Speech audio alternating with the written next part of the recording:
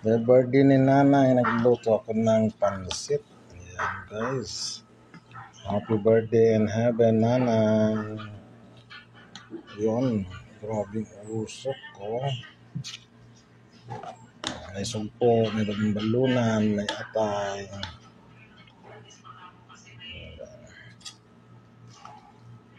Ayan ang aking lutong pansit para kay nanay. Guide us all na lang, nanay. Pray ka gid namin always.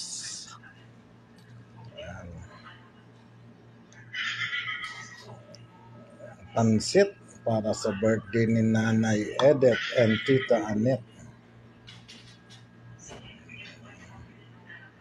Happy birthday sa daw duwa kakapid.